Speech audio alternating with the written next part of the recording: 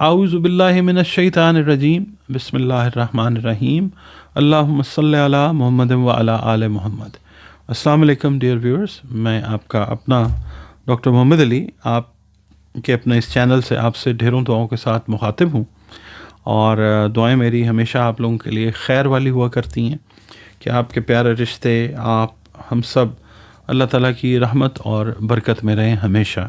اس دنیا میں بھی اور اس دنیا کے بعد کے مراحل میں بھی، آمین ثم آمین۔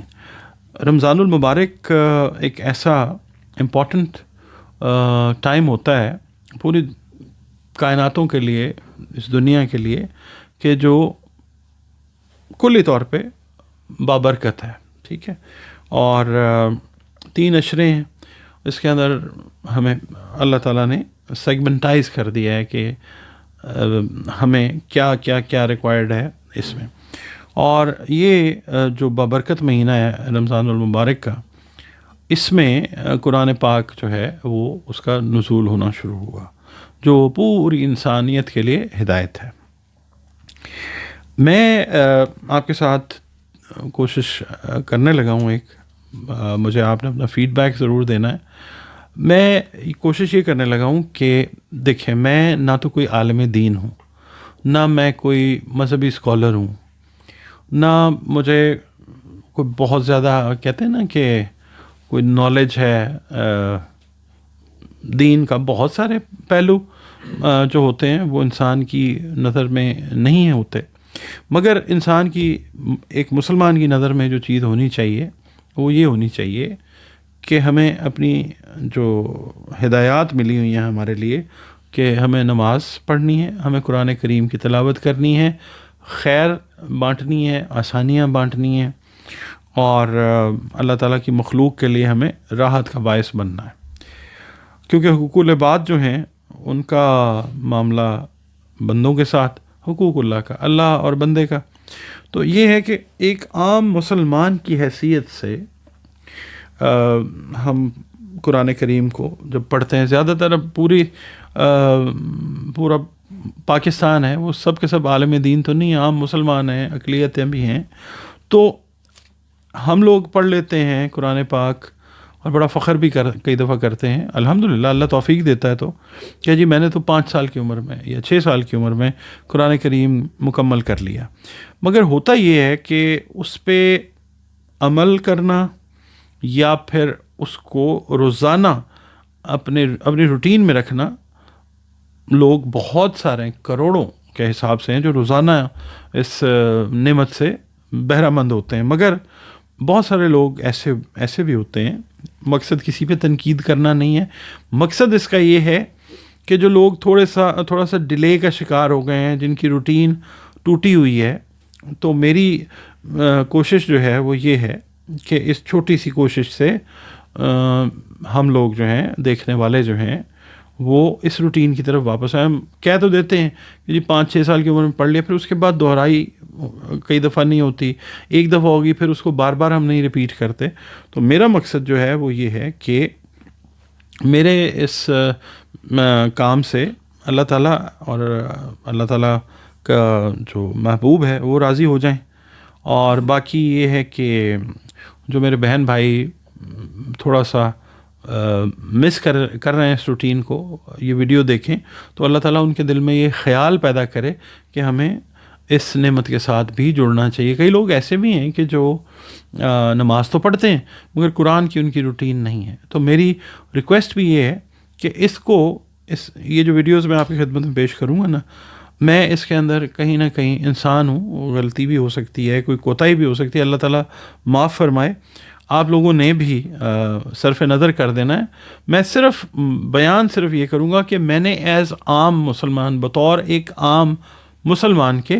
قرآن پاک سے مجھے کیا میسج جو ہے وہ آیا، تو میں یہ آپ لوگوں کی خدمت میں ویڈیوز جو ہیں یہ اس رمضان میں کوشش کروں گا، اگر اللہ نے مہلت دی، موقع دیا، زندگی صحت دی، تو میں 30 پارے جو ہیں، جو مجھے میسج ریسیو ہوا ہے، میں وہ آپ کے ساتھ شیئر کروں گا آپ کو، کیونکہ قرآن کریم کا اعجاز یہ ہے کہ اسے ہم جتنی دفعہ پڑھتے ہیں ہمیں کوئی نئی چیز ہمیشہ ملتی ہے، تو ہم اس کو ایک کوزے میں تو بند کر نہیں سکتے. یہ تو ایک بحر بے کراں ہے، مطلب اس کی کوئی وہ لمٹ تو ہے ہی نہیں اس کی برکتوں کی. مگر یہ ہے کہ ایز اے مسلمان، ایک عام جو مسلمان پڑھتا ہے جب قرآن ترجمے کے ساتھ، اس کو کیا مطلب میسج آتا ہے، میں وہ آپ کے ساتھ شیئر کرنا چاہتا ہوں. اور اس کی نیت صرف یہ ہے کہ اللہ تعالیٰ جو ہماری زندگی ہیں ان میں اپنی برکتیں، نعمتیں اور رحمتیں شامل کر دے،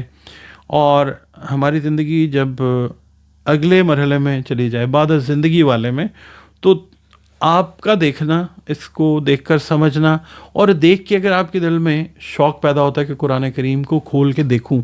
کہ جو اس بندے نے بات کی ہے وہ واقعی ایسے ہے، اسی بہانے سے یا اسی وسیلے سے آپ اگر اس کو دوبارہ سے پڑھنا شروع کر دیتے ہیں، آپ کو ثواب کہیں نہ کہیں مجھے بھی مل جائے گا. اور اس کا تعلق ٹوٹلی جو ہمارے مرحومین ہیں ان کے ثواب کے لیے ہے، اور اس سے پہلے جو اہل ایمان ہیں ان کے لیے، اور اس سے پہلے جو انبیاء کرام اور اللہ تعالیٰ کی نیک ہستیاں پنجتن پاک، ان کے لیے بطور تحفہ. اور اللہ تعالیٰ سے پھر درخواست سب سے پہلے یہ کہ اس کو، کوشش کو اپنی بارگاہ پر انوار میں قبول اور منظور کر لیں. مقصد صرف یہ ہے. اور پھر میں یہ عرض کروں گا کہ جو اب نئے بچے یا بچیاں جس کو ہم بڑے وہ ماڈرن طریقے سے جین زی یا جین الفا کہتے ہیں، میں چاہتا ہوں آپ ویڈیوز جو ہیں یہ والی اگر آپ کو سمجھ آتی ہیں تو آپ ان کو شیئر کیجیے اپنے بچوں کو، جو ہے وہ بھی بتائیے کہ مطلب it is the lesson what we have attend اور what we have received from the noble Quran. جو ہمیں پیغام ملا، جو ہمیں لیسن ملا، وہ اپنے بچوں بچیوں کے ساتھ بھی شیئر کریں تاکہ ان کا بھی دین اور دنیا والا معاملہ جو ہے وہ روشن اور پر نور ہو جائے اس کی قرآن کریم کی روشنی سے. تو آپ سے یہی ریکویسٹ ہے کہ دعا کرتے ہیں اللہ تعالیٰ سے کہ اللہ تعالیٰ ہماری اس کوشش کو قبول کرے، اور ہم لوگ جو ہیں وہ ایک ریوائول جو ہے، کیا کہنا چاہیے، اپنی انڈرسٹینڈنگ کا وہ کر سکیں. السلام علیکم ناظرین. آج آپ کے ساتھ جو بات ہوگی وہ 24ویں پارے کے مطابق بات ہوگی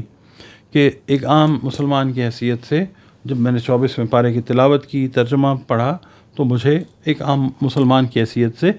کیا سمجھ آئی. تو جو مکمل پیغام ہے وہ اس کو ترتیب وار ہم سمجھنے کی کوشش کریں گے، آغاز سے اختتام تک، تاکہ کوئی آیت جو ہے وہ رہ نہ جائے اور پورا مفہوم جو ہے وہ واضح ہو جائے. پارہ نمبر جو 24 ہے وہ ہمیں بیسیکلی جو پیغام دیتا ہے وہ اخلاص، توحید، آخرت، عدل الہی اور قرآن کریم کی عظمت جو ہے اس کے بارے میں دیتا ہے، اس کو نمایاں کرتا ہے. اور یہ شروع ہوتا ہے سورہ زمر آیت نمبر 32 سے اور ختم ہوتا ہے سورہ فصلت آیت نمبر 46 پر. اور اس میں شامل صورتیں جو ہیں، سورہ زمر کا بقیہ حصہ ہے، سورہ غافر اس کے اندر موجود ہے، اور سورہ فصلت جو ہے وہ اس کا ابتدائی حصہ جو ہے وہ موجود ہے. سورہ زمر جو ہے وہ مکی سورہ ہے، سورہ غافر جو ہے وہ بھی مکی سورہ ہے، اور سورہ فصلت جو ہے وہ بھی مکی سورہ ہے. اچھا، اب ہم سورہ زمر کی آیت نمبر 32 سے آیت نمبر 37 تک جو ہے، جو ہمیں سمجھ آئی، اس کے بارے میں ذکر کرتے ہیں کہ اللہ تعالیٰ ان آیات میں فرماتا ہے کہ سب سے بڑا ظالم وہ ہے جو اللہ رب العزت پر جھوٹ باندھے اور سچ کو جھٹلائے. اور متقی لوگوں کے لیے نجات کے بارے میں بات ہے ان آیات میں، اور اللہ انہیں کافی ہے، یہ فرماتا ہے قرآن کریم ان آیات میں. آیت نمبر 38 سے آیت نمبر 44 کو جب ہم سمجھتے ہیں تو ایک عام مسلمان کو جو سمجھ آتی ہے وہ یہ ہے کہ اگر اللہ تعالیٰ فرماتا ہے کہ اگر ان سے پوچھو کہ آسمان و زمین کس نے بنائے تو کہیں گے اللہ نے، پھر بھی شرک کرتے ہیں، اور شفاعت کا اختیار صرف اللہ کے پاس ہے. یہ بیان آتا ہے قرآن پاک میں ان آیات میں. پھر آیت نمبر 45 سے آیت نمبر 52 تک جب ہم سمجھتے ہیں قرآن کریم کو، تو ایک عام مسلمان کو جو سمجھ آتی ہے وہ یہ آتی ہے کہ اللہ کا ذکر اکیلا کیا جائے تو دل تنگ ہوتے ہیں، مصیبت میں اللہ تعالیٰ کو پکارتے ہیں اور نعمت ملنے پر بھول جاتے ہیں۔ آیت نمبر 53 جو ہے وہ اللہ رب العزت جو ہے وہ عظیم ہے، یہ بتاتی ہے ہمیں، اور رحمت کا جو اعلان ہے وہ آتا ہے کہ اے میرے بندو جنہوں نے اپنی جانوں پر زیادتی کی، ان کے بارے میں بات ہوتی ہے، اور پھر اللہ تعالیٰ فرماتا ہے کہ اللہ کی رحمت سے نا امید مت ہو۔ یہ اس آیت سے سمجھ آتی ہے۔ اچھا، اس کے بعد آیت نمبر 54 سے آیت نمبر 60 میں توبہ اور رجوع کا حکم آتا ہے۔ پھر قیامت میں جھوٹ بولنے والے جو ہیں ان کے چہرے سیاہ ہوں گے، اس کا تذکرہ آتا ہے۔ اس کے بعد آیت نمبر 61 سے آیت نمبر 67 یعنی 67 جو ہے اس میں متقیوں کے بارے میں ہے کہ متقی نجات پائیں گے، اور اللہ رب العزت کی عظمت کا بیان آتا ہے، اور ہمیں بتایا جاتا ہے کہ زمین اور آسمان اللہ کے قبضے میں ہیں۔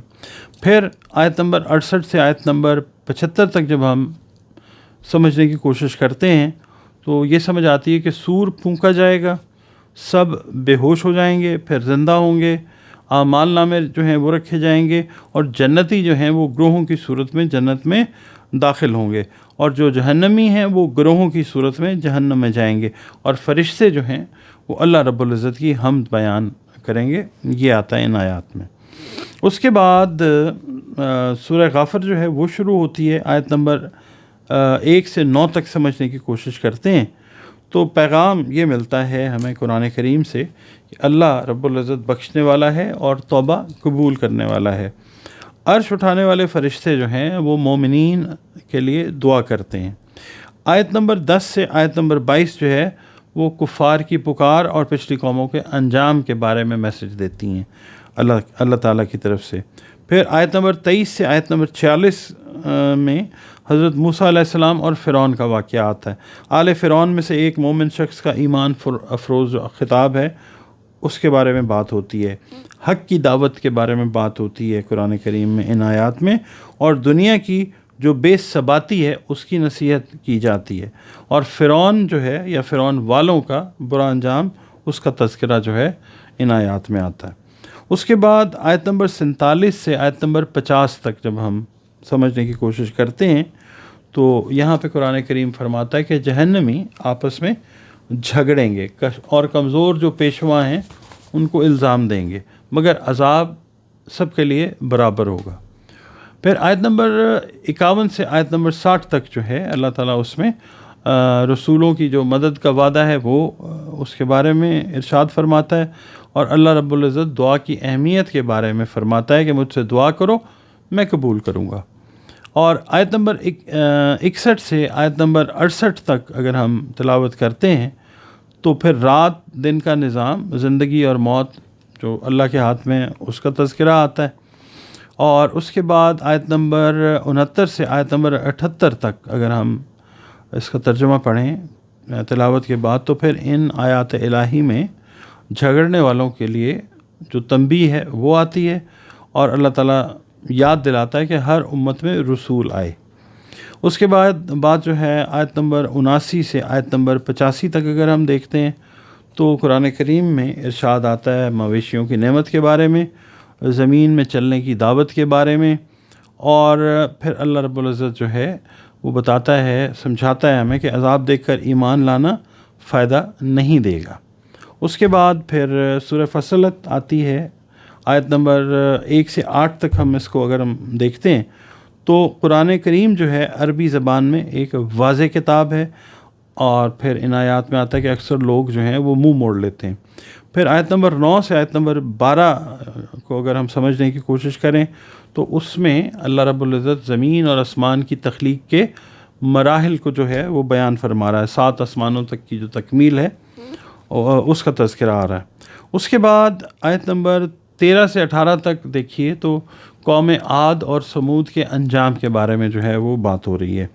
اس کے بعد آیت نمبر 19 سے 29 تک قیامت کا منظر آتا ہے قرآن کریم میں۔ ان آیات میں آنکھ، کان اور جلد گواہی دیں گے اس کا ذکر آتا ہے، اور شیطانوں کی رفاقت کا جو انجام ہے اس کے بارے میں ذکر آتا ہے۔ اس کے بعد آیت نمبر 30 سے آیت نمبر 36 جو ہے اس میں بیان آتا ہے قرآن کریم کا کہ جو لوگ کہتے ہیں ہمارا رب اللہ ہے اور ثابت قدم رہتے ہیں، فرشتے ان پر نازل ہوتے ہیں، نہ ڈرو